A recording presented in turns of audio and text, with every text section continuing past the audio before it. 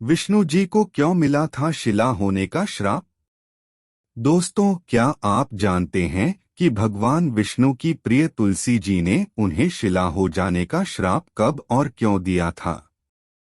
ऐसा क्या हुआ था कि देवी तुलसी अपने ही आराध्य को इतना कठोर दंड दे बैठी थीं?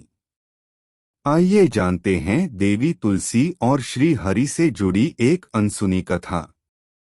पौराणिक मान्यताओं के अनुसार देवी तुलसी पौधा पूर्व जन्म में एक कन्या थी जिसका नाम वृंदा था।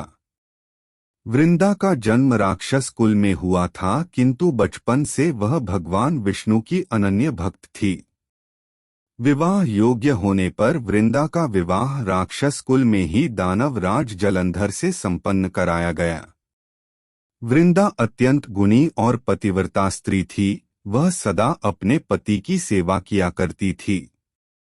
एक बार देवताओं और दानवों में भयंकर युद्ध हुआ। जब जलंधर युद्ध पर जाने लगा तब वृंदा ने कहा, स्वामी, आप युद्ध पर जा रहे हैं।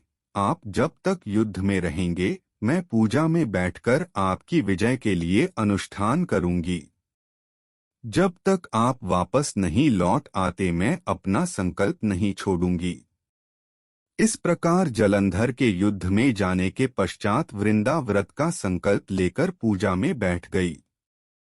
उसके व्रत के प्रभाव से देवता भी जलंधर को न पराजित कर सकें।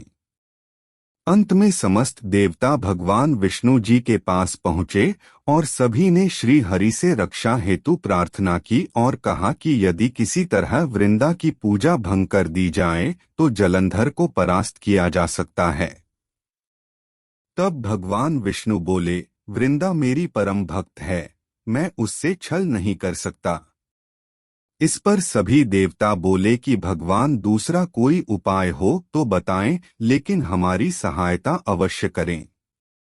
चूंकि जलंधर को रोकने का कोई अन्य हल नहीं था, इसलिए भगवान विष्णु को स्वयं ही जलंधर का रूप लेना पड़ा और वे इस प्रकार जलंधर के भेष में वृंदा के पास गए। वृंदा ने जैसे ही अपने पति को देखा तो वह तुरंत ही पूजा से उठ गई और उनके चरणों को छू लिया। इधर वृंदा का संकल्प टूटा, उधर युद्ध में जलंधर की हार हो गई। उसका वध कर दिया गया और उसका शीश काट कर धड़ से अलग कर दिया गया। इसके बाद जब जलंधर का कटा हुआ सिर वृंदा के सामने आकर गिरा तब वृंदा ने आश्चर्य से भगवान विष्णु की ओर देखा जिन्होंने जलंधर का रूप धर रखा था। इसके बाद भगवान विष्णु अपने वास्तविक रूप में आ गए। अपने साथ हुए इस छल से वृंदा ने कुपित होकर भगवान विष्णु को श्राप दे दिया कि वे पत्थर के हो जाएं। श्राप के फलस्वरूप भगवान तुरंत पत्थर, शालिग्राम पत्थर के हो गए।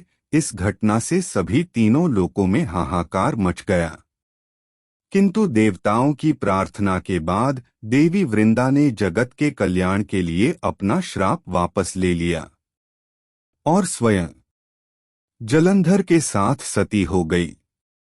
इसके बाद देवी वृंदा की राख से एक पौधा निकला जिसे भगवान विष्णु ने तुलसी का नाम दिया और उन्हें स्वयं के उस पत्थर स्वरूप शालिग्राम रूप में समाहित करते हुए कहा कि आज से तुलसी के बिना मैं प्रसाद स्वीकार नहीं करूंगा। इस पत्थर को शालिग्राम के नाम से तुलसी के साथ ही पूजा जाएगा। इस प्रकार कार्तिक मास में तुलसी जी का शालिग्राम के साथ विवाह कराया जाता है। तुलसी विवाह व्रत और पूजा विवाहित महिलाओं द्वारा वैवाहिक आनंद और उनके पति और संतानों के कल्याण के लिए धार्मिक रूप से किया जाता है, जबकि अविवाहित स्त्रियां अच्छा वर प्राप्त करने के लिए इस व्रत का पालन करती हैं। तो दोस्तों, ये थी भगवान विष्णु और देवी तुलसी की अद्भुत कथा।